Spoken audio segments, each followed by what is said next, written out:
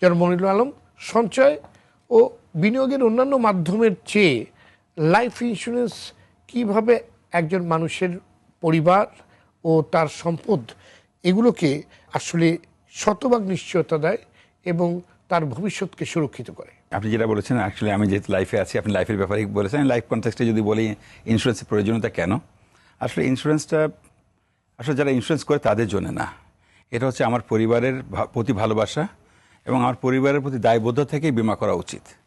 কারণ আমি বিমা করলে আমি মারা গেলে আমি হব না, কিন্তু আমার পরিবার যখন আর্থিকভাবে ঝুঁকির মধ্যে পড়বে, দেউলিয়া হওয়ার অথবা মানুষের কাছে হাত পাতবে, সেটা থেকে রক্ষা করার জন্যই আসলে বিমা করা দরকার। এটা ফার্স্ট ইস্যু। দেন আমাদের স্পেসিফিক যেটা ইস্যু আছে, যেরকম আমাদের বাচ্চাদের এডুকেশনের ব্যাপারে সবাই কনসার্ন থাকে, যেন আমার সন্তান যেন একবার মাস্টার্স ডিগ্রি পর্যন্ত যেন পরীক্ষা, মানে আমি থাকি বা না থাকি, আমার সন্তান যেন শিক্ষা নিশ্চিতভাবে শেষ করতে পারে, সেই জন্য একটা ছোট্ট পলিসি করলাম। সো যতদিন আমি আছি আমি রেগুলার প্রিমিয়াম দিয়ে যাব। In my absence insurance company আমার বাচ্চাকে রেগুলার স্টাইপেন্ড দেবে এবং সে তার এডুকেশন শেষ করে তার জীবনে প্রতিষ্ঠিত হতে পারবে। ঠিক একইভাবে যেরকম থাকে যে আমি আবার যদি আমার কথা বলি, আমারও অনেক সময় আছে যে ওল্ড এজে যখন যাব আমি, আমার একটা ঝুঁকি আছে, সেই সময় ইনকাম থাকবে না, খরচ থাকবে। সো একটা লং টার্ম ফোর্স সেভিংসের জন্য একটা ইন্স্যুরেন্সের প্রয়োজন আছে এটা, এবং ওয়েলথ ক্রিয়েশন ব্যাপারটাও থাকে। আরও যদি বিষয়গুলো যে দেখি, আমি যেরকম আমাদের অনেকের যারা ব্যবসা করি অথবা হোম লোন নিয়েছি, পার্সোনাল লোন নিয়েছি, সো যখন হোম লোন নিচ্ছি, পার্সোনাল লোন নিয়েছি, আমি ব্যবসা করছি, আমি কিন্তু ব্যাংকের থেকে একটা দায় নিয়ে চলছি।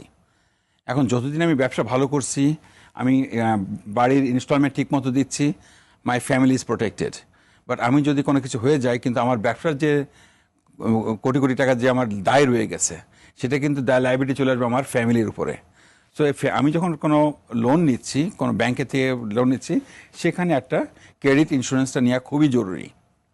কারণ আমি অনেক দেখেছি আমার আত্মীয় স্বজন এবং বন্ধুবান্ধব অনেক যখন তারা বাবা মা মারা গেছে, তাদের কথা বলি, তারা যখন বলে যে আসলে আমার বাবা আমার উপরে অনেক ঋণের বোঝা রেখে গেছে, এটা একটা বড় ইস্যু। তো এরকম ধরেন আমি আবার বলি যে আবার জীবদ্দশায় যেরকম হয়, যেরকম এখন আমরা স্বাস্থ্য বিমা নিয়ে কাজ করছি এবং খুব ভালো সাড়া পাচ্ছি বাংলাদেশে।